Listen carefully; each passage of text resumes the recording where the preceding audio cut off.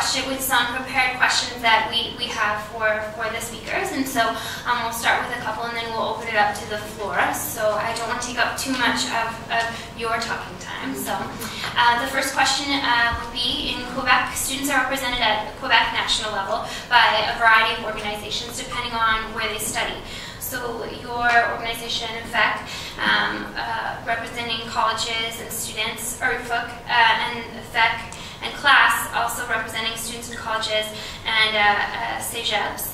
Could you speak to the challenges of coordinating all of these groups and where you found your basis of unity?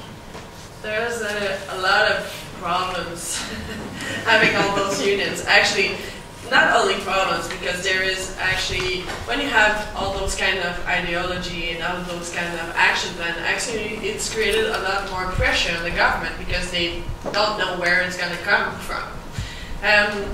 But of course there have been a lot of difficulties, of course finding an agreement, because we're not advocating for the same thing. As for the FEUQ is concerned, we're advocating for a tuition fee freeze. For the Class A, it's for free education. For the FEUQ, it's for tuition fee freeze, but it's actually free in CEGEP.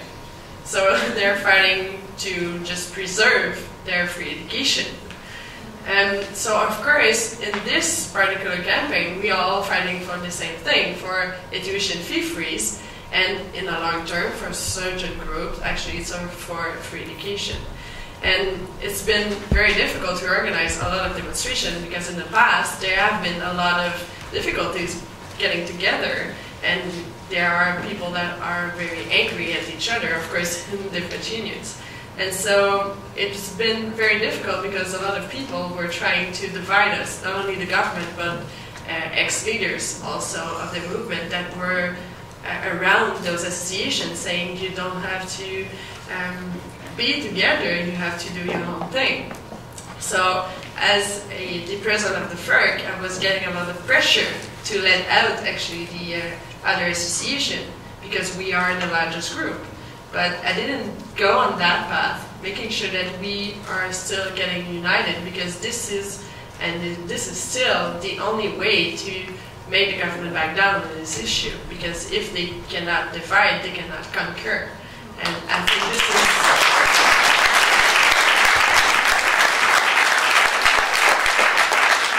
is how we should do things. And actually right now, all the workers' unions are looking at this, saying maybe we should try and do something as the students are getting some exemptions.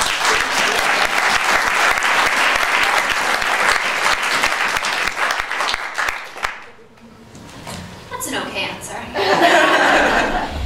The second question we have prepared for you, opponents of accessible education have called the striking and protesting students everything from entitled to spoiled.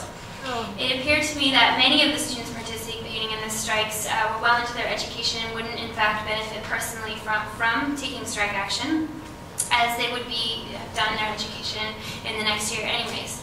So is there a sense of generational responsibility among students in Quebec, or to say it another way, do current students in Quebec feel an obligation to defend public post-secondary education for future generations? That's, for one part, it was important to show you some numbers earlier. So when you see how much a student get in 1 year, you can say that they are all rich, spoiled kids. In fact, they have a budget of $13,000 a year. So the hike that is proposed is a large part of their annual budget. So for that part, they're not spoiled kids. Most students are struggling for a living. What was the second part of the question? Sorry. How does this play into generational responsibility, but also then how does that compare to what the media is making you out to be?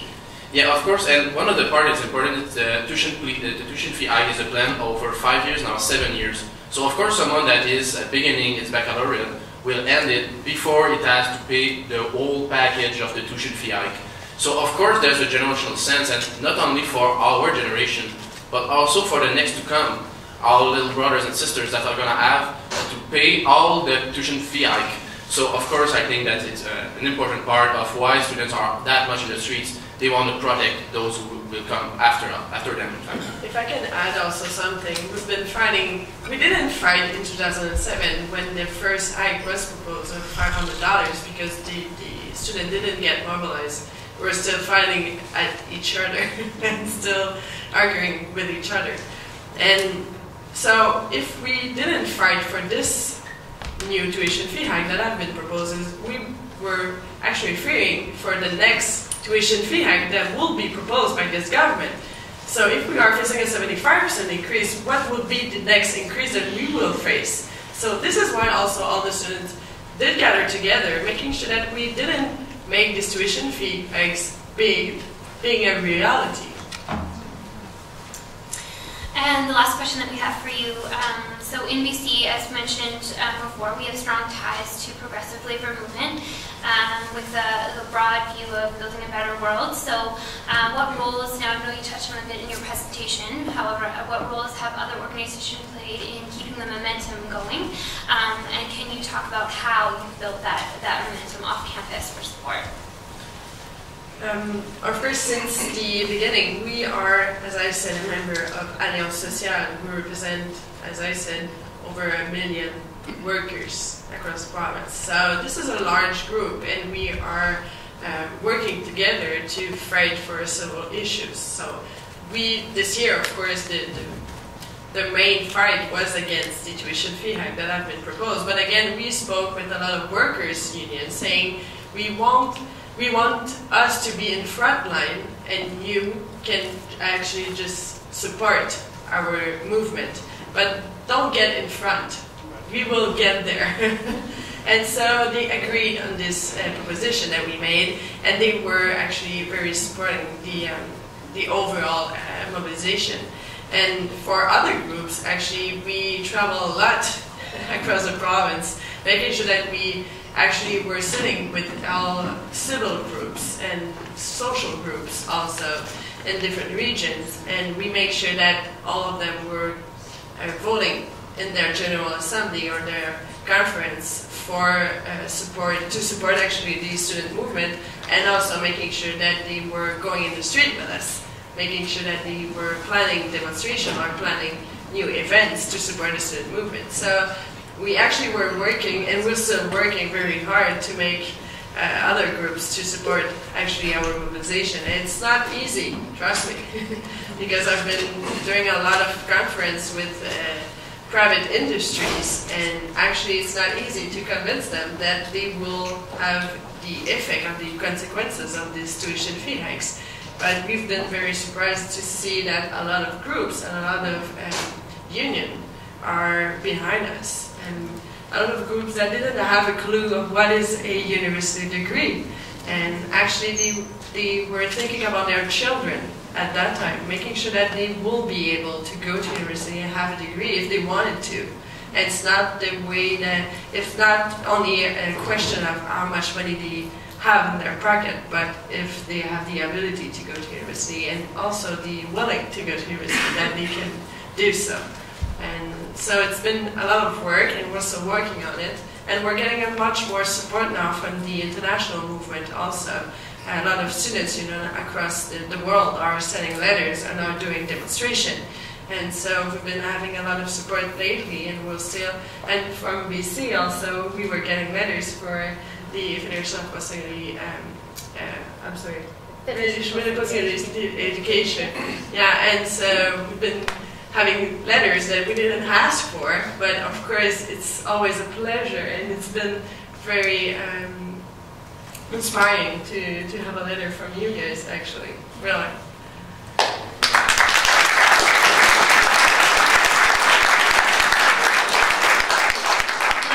We passed the skill testing questions. So we'll turn it over to the floor now, and just as a reminder to keep preambles to the minimum. I love a good rant as much as the next person, but we only have about 20 minutes for questions, so we want to make sure everyone has them. So we have two, hands. We have two, one mic set up here in the middle for folks who want to ask a question, and for those that have accessibility restrictions, we can bring the mic to you. So just let folks who want to ask questions line up. The whole room will rush.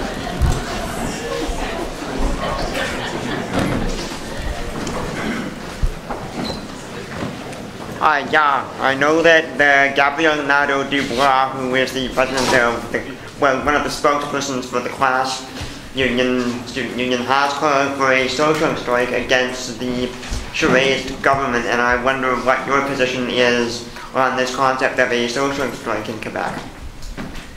Having a social strike in Quebec, is that? Yeah, that's the question. Yeah, okay. Yeah, I know that my colleagues from the class asked for a social strike in Quebec. Actually, we wanted to have our members decided which way they wanted to be, because it's not the FEUQ who decided what is the best for the students. So we'll have the General Assembly voting for this issue, and afterward we'll have a decision made for all our association members. So right now, we're still going to a lot of General Assembly, making sure that the students will be following this path.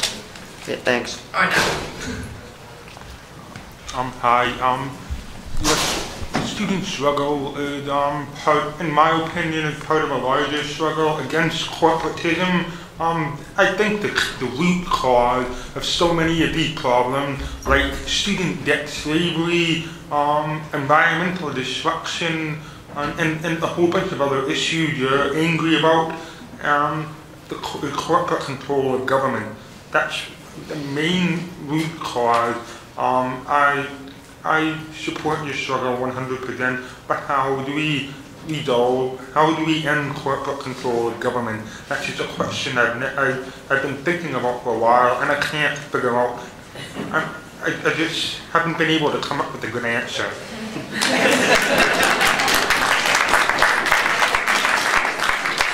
I would say elect different governments for the first thing.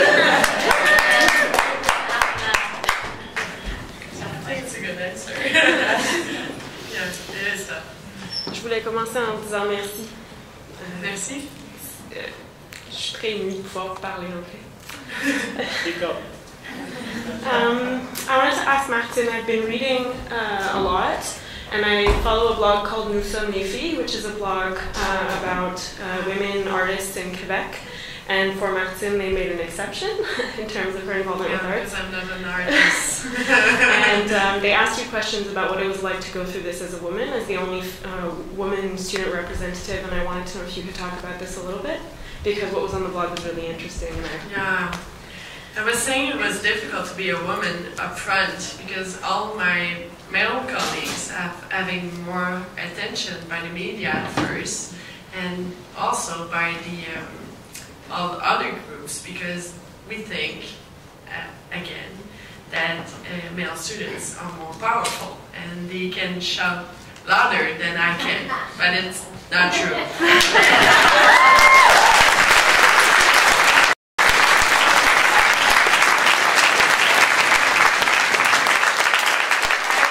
It was very difficult at first because people were not paying attention to what I was saying. They were paying attention to my male colleagues, actually, at the beginning. And even if I was in a discussion with a minister or a deputy, they were talking to my male colleagues instead of me. And so this was at the beginning of my terms. Now it's very different. They're talking to me, trust me. This changed a lot. But there's still a lot of barriers for women in a political world. It's very difficult to be out there and say out loud what you have to say, because when you look tired, people don't say that you work hard, they say you look tired. But when a man looks tired, well, he's been working very hard. So all my colleagues haven't used a lot of makeup lately, but I did. Just to make sure that the people won't say that I'm tired and I cannot do my job properly. So I've been, of course, it's hard, but again, being a woman in a man's world is something very, you can take power of this. Because people are just turning heads when you enter a room, and so you can use this power in your own way. And I've been using this.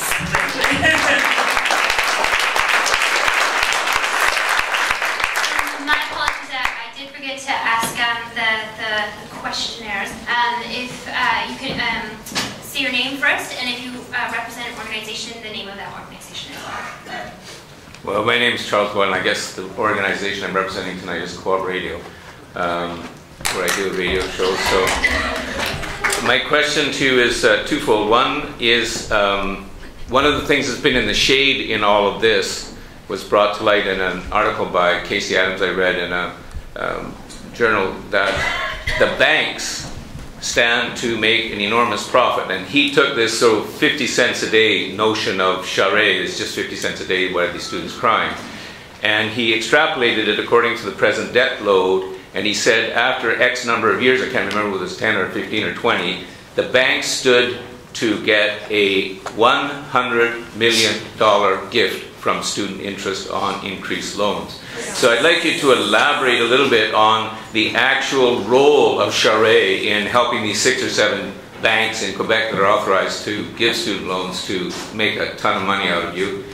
Secondly, the second question I have is to the tactics about taking your cause to the masses on the street. I read some things recently where you're planning to go to shopping centers and hear the gripes of the citizens and let them blast you from the media side and so on, but actually talk and explain and so on. And I really think that there's a lot of educators in the province of British Columbia who can take a leaf out of that page in terms of going to the people and taking their case directly to people. And I'd like you to elaborate a little bit on that program. Thanks.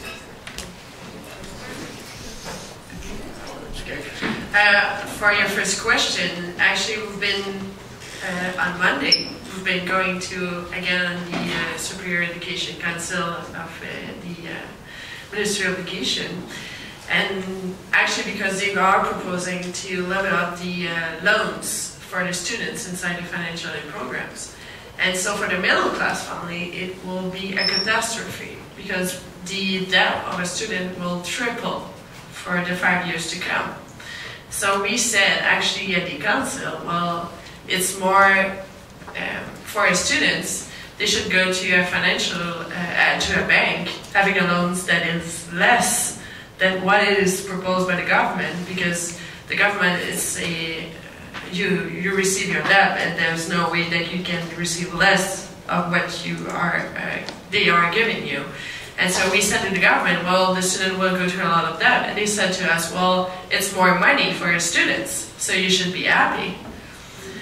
And we told them, well, we're not happy because it's loans, so we'll have to pay interest. And for the government, it will be a catastrophe because there won't be enough students that will have the resources to pay their interest after they have their degree in hand. So it will be much more of an effort for all the society to pay for the interest of these loans that were given by the government. So the government did actually put more loans on the back of the student movement. And I think, as you said, actually it's the bank that will profit from this new bonification of the loan and grants program in Quebec provinces, and this is actually a scandal. And we've been advocating against this new bonification, but actually I heard today that they're still planning, and the council is still going to recommend this bonification. So this will be another fight for the year to come. Of course it will be. So maybe for the other part. And as for taking the cause to a citizen, what I would say is, like if you were asking me how do you get the students to get on strike, the very best way to speak with people, go to them and tell them what is your cause and why you think it's important and what you can do about it. So, of course, yes, we've been in shopping malls, we've been on the subway station, we've been also in the ridings of weak liberal ridings and doing like barbecues or things like that, and telling people just come, we'll have students with red squares and you can ask them whatever you want, and if after that you still want to go for the liberals, it's going to be your problem.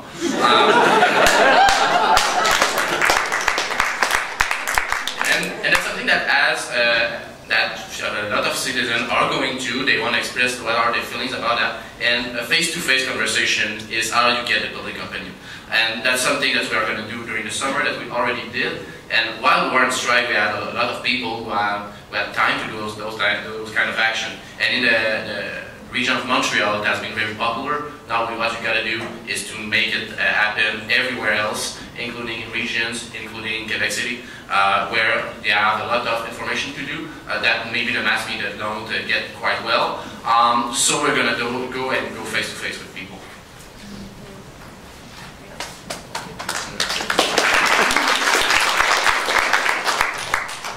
Hi, thanks a lot for organizing this forum to the BCFed. I think this is amazing. It's so great to actually have you here in person and hear the wisdom of your struggle. I've been involved in some of the casseroles actually that we've been holding here in Vancouver. They're quite modest by comparison to Quebec standards, but we're pretty proud of what we've accomplished so far. And actually we're going to be having one on Friday here in Vancouver for anybody who wants to come out. Bring your pots and pans. We're going to be walking through the neighborhoods and handing out standing in solidarity. The question that I had really is kind of about the connection between the grassroots democratic process in Quebec and the way that you've been able to formulate these sort of very simple and clear demands that have been able to unite the movement. Because I think that's really a big debate outside of Quebec about how, what are we going to do about this Harper government, the Bill C-31, Bill C-38, just one attack after another. It's like this kind of shock and awe campaign that everyone is so disoriented by all these attacks coming from so many directions. What are we going to do about this? And I think that if we can study and learn from what you have done in Quebec, because I think it's one of the things that Charest is talking about is not just about attacking students or about the tuition fee increases. He's talking about a cultural revolution, about undoing all of the gains of the Quiet Revolution in Quebec. And that's really what's galvanized and united people. And I think we need to do the same thing here, but I'd like to hear more about how the grassroots activism has been able to make it possible for all the different leaders to get together and overcome their disagreements. I think it's through a lot of work, of course, but we've been having, as we said, several demonstrations in autumn, and those demonstrations actually, it was a way to make sure that we can understand how the General Assembly was actually working. It's been a long time since we used the General Assembly to go on strike or to get mobilized, so we use this period that we call our tryout period of fall to make those General Assembly works a little bit. And afterward, we put a lot of effort going across the province and meeting with students, but not in a General Assembly, just in events, sitting with the students, speaking with them. We are in a generation of social media, but social media doesn't speak to person. To people, so we need to go there and speak with the people and understand where they want to go exactly. So, as a FEUQ is concerned, actually, we talked with all of our association members before we put out an action plan for the winter, making sure that people were ready to go on strike because it's not easy. Right now it looked easy for us to be on strike, but at that time it wasn't easy at all. And people were actually fear the individual consequences to go on strike and to be on strike, and actually there is individual consequences. So we have to do a lot of information and of course listen to what the students are wanted. And we've been going from surprise to surprise, actually. For example, I've been assisting to the General Assembly at McGill, which is a very conservative campus. And the executive was proposing a one-day strike for the 22nd of March. And there had been a question in at that general meeting, and people were advocating for a week of strike. And so the executive were very surprised. So this is what you learn when you're listening to your students. People are fearless, actually. They want to push the limit. And this is why we've been doing, actually we thought at that time that the demonstration on the 22nd won't gather a lot of people, and we made the impossible to happen. And so every time, the time that we took sitting with the students, talking with them and talking with the citizens paid off, afterwards, because people remember and they took the time to take the power in their hand. And it's not only for their executive to do something, but it's them who decided to go and to be on strike. So at the end, actually, many students came out with that 3 days of strike. So it's not a week, but still 3 days. This is the first time of their history, actually. So this is a good thing. And maybe next year they will have more weeks. My name is Stacey Chappell, and I work for the University of Victoria Graduate Student Society, and I'm also a graduate student at UVic, so hello, fellow graduate student.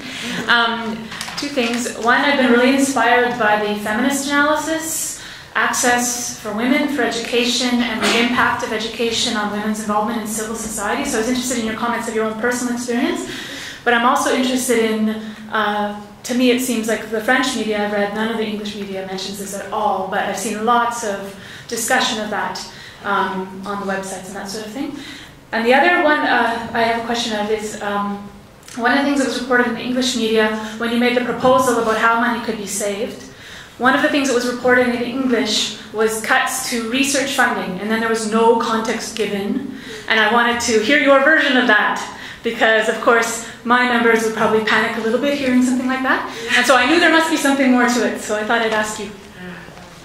It wasn't cuts for research funding, actually. It was, we're using the same parameters as the government is proposing, so to cut into credit taxes for tuition fee to finance the university. So instead of going to a tuition fee hikes, we're using these credit taxes that came into the other pocket of the students, and we're using this to finance the university. So it wasn't about research at all. Okay, good. Yeah, thank you. because I'm a graduate student also, so research is very important for me. That's why I came here. Yeah, so of course research is very important, and I think it's a big part of what university is about. But again, so we proposed something in the same parameters, and actually the government left the table because they actually didn't expect this solution to be put on the table, really. They were not expected this, and we used the parameters, and they didn't know at that time that we were able to. And this is why they left the table. So we were in university before, so we know how to calculate it. And the other part was about the woman. Of course, there's a big impact about these tuition fee hikes on women, in particular, because they are sometimes more, they have children when they are in university, and so they are doing their university in partial time. And so with these tuition fee hikes, they won't be able to access the low-income grants program because partial students don't have access to those programs. And so they will be paying the price of these tuition fee hikes. And they are, a lot of women are subscribing to different programs that are not going, as for example, education. Well, you go out of degree and then you have for the first years 35,000 in revenue and budget. So it's not a lot when you're facing a 21,000 debt after you have a degree. So of course for women this puts a lot more pressure on their shoulders than for men who are following the path of an engineer, as for example, and going out with a lot more revenue after they graduate. So I think for women there's a lot of things to understand and to take into account.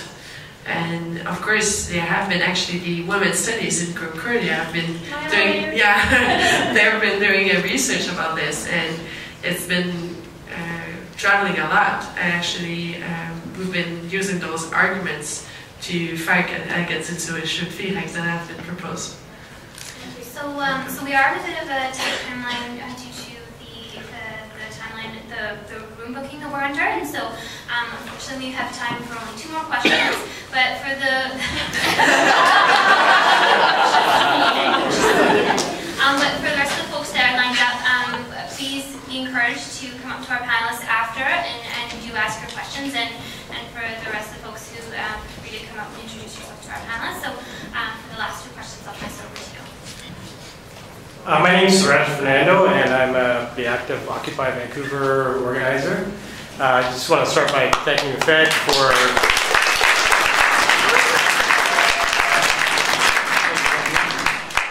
in the interest of time. Yeah, so thanks to the Fed for organizing this, and more importantly, thank you so much for what you have done. You're inspiring not just others in Canada, but people all over the world. It's pretty spectacular what's happening in Quebec. I don't even know what to say. So my question is specifically, actually not even necessarily directed to you, it's going to be directed to the Fed, but let me make a comment here. It's inspiring the extent to which you've been able to mobilize, and in large part due to the support of the labor unions in Quebec, clearly, right? So I've had the privilege of working on the casseroles, taking these actions to the streets in Vancouver, and I have the privilege of working with a bunch of powerful and awesome student leaders here. So my question to Jim and the Fed is whether we can engage to build the student movement, which doesn't have nearly as much capacity in Quebec as it does here in BC, but with the help of the labor unions, we expect that could change. So I'm wondering, so presumably what we'd like to see is affiliate mobilization by the BC Fed to come out to the casseroles, to take these actions to the street, financial support, etc. And so just wondering if that's possibly on the table and whether you'd like to meet with the students that are organizing here in BC.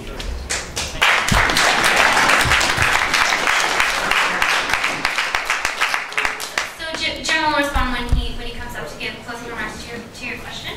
And so we'll just finish off with you. Hi, my name is Melanie Bauer.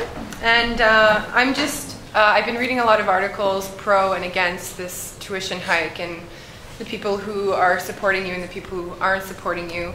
And basically, I just would like for you guys to answer why some people believe that this tuition hike is not going to affect the students coming from families of an income of $100,000 and less. How is that? Yeah, it's a tricky question. I have to be very polite when I answer it. Actually, people that are advocating in favor of a tuition fee increase believe that the individual profit that will benefit from having a bachelor in hand, well, it's only individual consequences. It's only individual benefits. And we think that it's not only individual consequences, benefits. Of course, we do understand that if you have a degree in hand, a university degree in hand, you'll be making more money. But again, there's professionals that are doing more money than university students. But again, we think that it's a society benefit.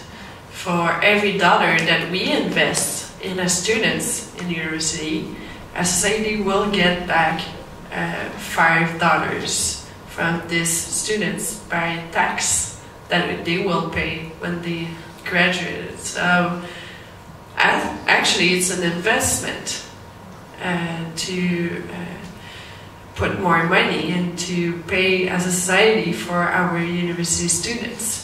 And it is very difficult to understand why they are not getting that. It is very difficult. And it's individual versus society again.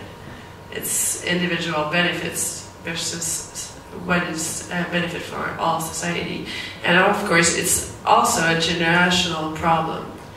And we are a generation that are representing less people than our fathers and mothers, of course, who are the baby boomers in society.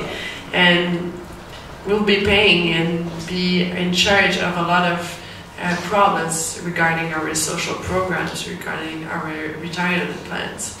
And we have to preserve what we have now for the next generation to come. So it's very difficult to understand why people are still advocating for this tuition fee hikes that will have consequences in the long term. And I think it's a way for them to preserve what they have instead of preserving something for the next generation. It's more an individual decision than it is for the society overall. And I think this is this is why it's so complicated, this issue, because people are very divided in those two categories, and there's no in-between. So it is very difficult to understand each other, but we're getting there. It's been 2 years now since we are fighting for this issue, and so maybe next year we'll have a result that will fit for all, and of course will be something that is a gain for the students. All right, so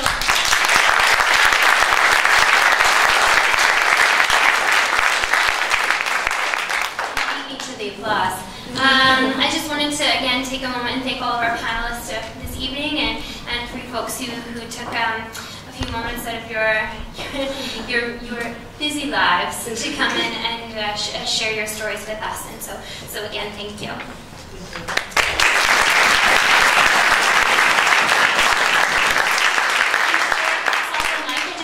Thank again the organizers of this event today, and you as well for all taking time out of your lives to come here. And a particular thanks to the QP members of the Vancouver Public Library for setting up the room. So thank you.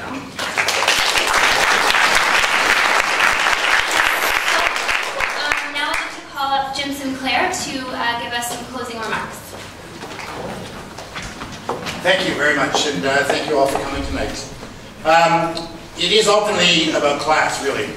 And I was sitting at the dinner table and I was watching Yanick order wings. And I laughed because he told me that he works for the last 4 years all summer in the chicken processing plant that his mother also has worked at for many years. And his father works at a furniture factory. And he makes 11, and he said he makes $11.50 an hour. And he's the first one in his whole family ever to go to university or to go to college. And really what he was saying was that the reason he was doing this was because people like him would never go to school if the tuition fees were up here. And that would be so wrong for everybody. And that he was fighting for, you know, his families and his sisters and brothers' right to go to school. And that this is what it's all about. And I want to thank them for fighting for everybody who gets to go.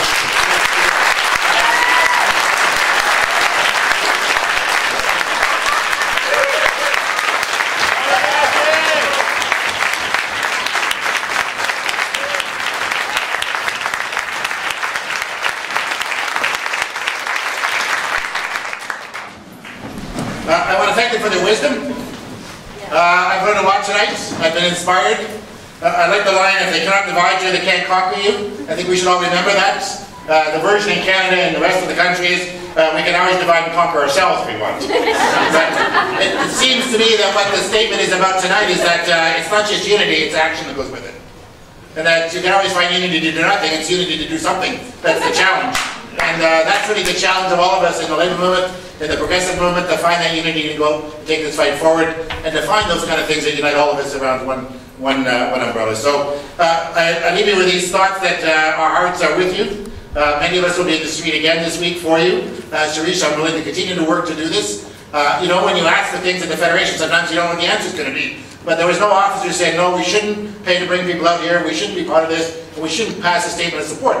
Now, to be honest, when we sent it out to our membership list, we got a lot of blowback. People were back and said, are you on drugs? I said, I don't think so. But these people are entitled. All the things that you hear, many of our members said those things. And I think that's why I went, great, they're raising those things, good, let's go answer them. Because it's out there, and we have to do things like tonight to get the other side of the story out, to talk about why this is the right fight, and why it involves everybody, and the division that they're bringing amongst us. Oh, they're entitled. Or the note that said, my son and daughter have to pay so much to go to the University of BC, why should I have to pay for someone in Quebec to get it cheaper?